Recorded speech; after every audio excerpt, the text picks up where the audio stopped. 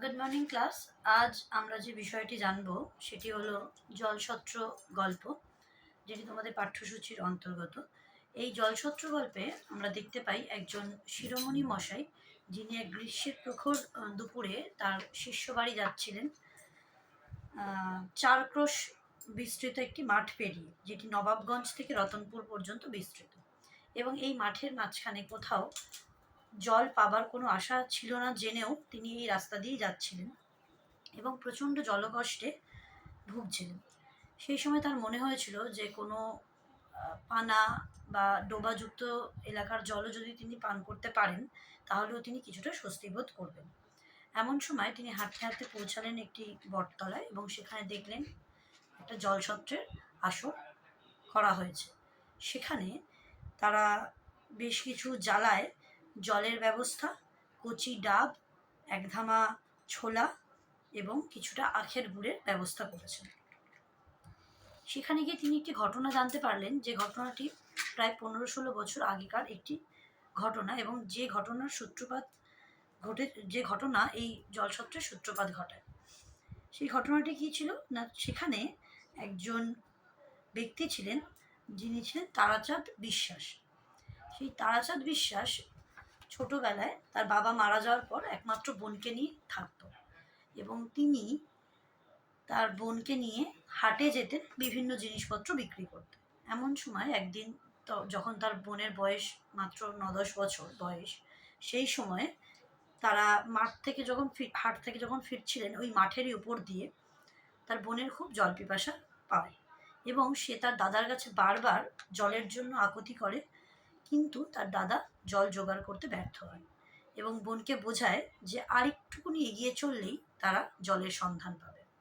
কিন্তু সেই আর একটুকুনি এগিয়ে যাওয়ার মানে হলো প্রায় 2 ক্রোশ পথ এগিয়ে যাওয়া।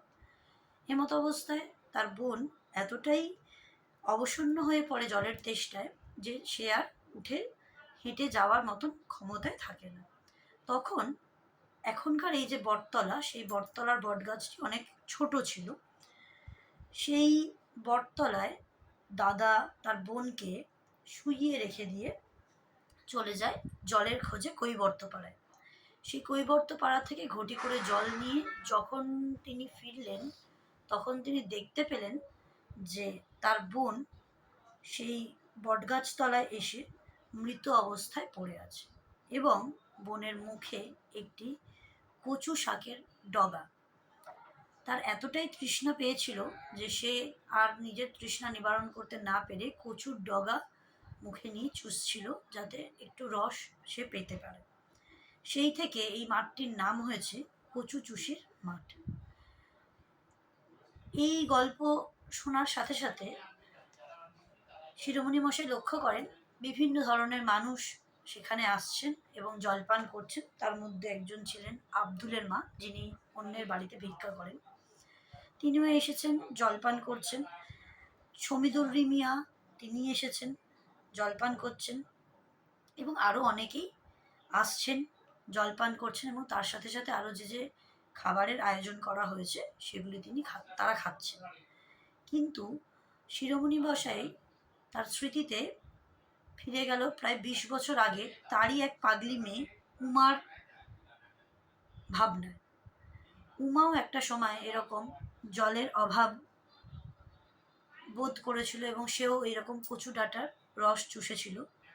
তাকেও কিন্তু এই শিরোমণি মশাই বাঁচাতে পারেননি।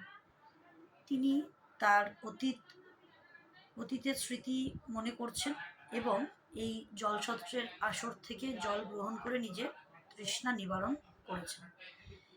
যেহেতু এই গল্পে জলের বা তৃষ্ণা মেটানোর জন্য জলের একটা বিশাল ভূমিকার কথা বলা হয়েছে, সেই জন্য এই গল্পের নাম, এবং যেহেতু জলছত্রের আসর বসানো হয়েছে সেই জন্য এই গল্পের নাম দেওয়া হয়েছে জলছত্র।